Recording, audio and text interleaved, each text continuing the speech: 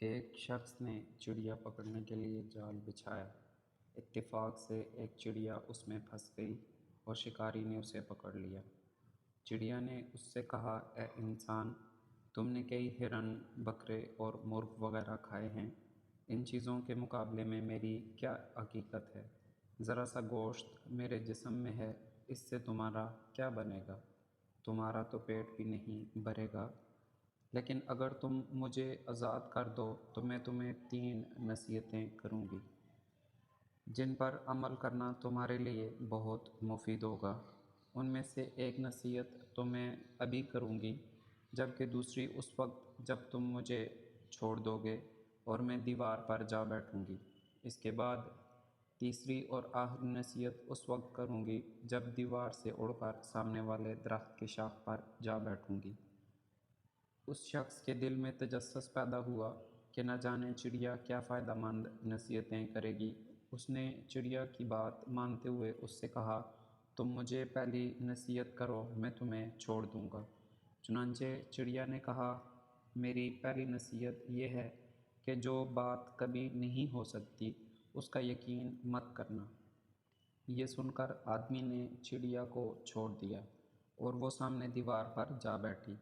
پھر بولی، میری دوسری نصیحت یہ ہے کہ جو بات ہو جائے اس کا غم نہ کرنا۔ اور پھر کہنے لگی، اے بھلے مانس، تم نے مجھے چھوڑ کر بہت بڑی غلطی کی، کیونکہ میرے پیٹ میں پاؤ بھر کا انتہائی نایاب پتھر ہے۔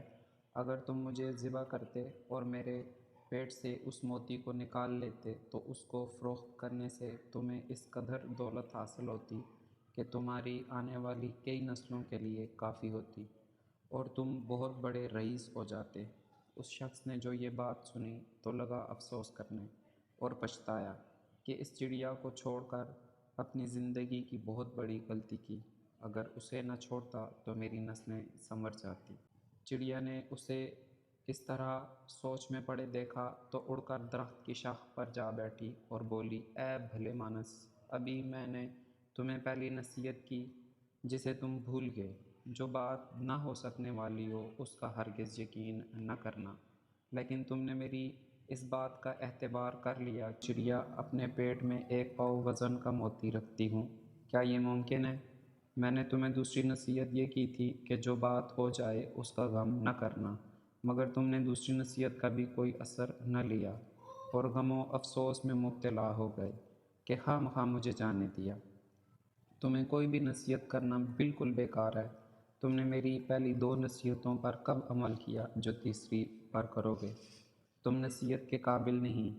یہ کہتے ہوئے چڑیا پھر سے اڑی اور ہوا میں پرواز کر گئی۔ وہ شخص وہیں کھڑا چڑیا کی باتوں پر غور و فکر کرتے ہوئے سوچوں میں کھو گیا۔ حاصل کلام یہ ہے، وہ لوگ خوش نصیب ہوتے ہیں جنہیں کوئی نصیحت کرنے والا ہو۔ ہم اکثر خود کو عقل کل سمجھتے ہوئے اپنے مخلص ساتھیوں اور بزرگوں کی نصیحتوں پر کان نہیں دھرتے اور اس میں نقصان ہمارا ہی ہوتا ہے۔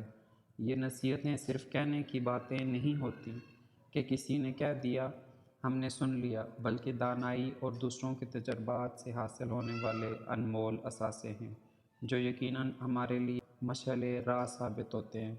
اگر ہم ان نصیحتوں پر عمل کریں گے تو ہماری زندگی سنور جائے گی۔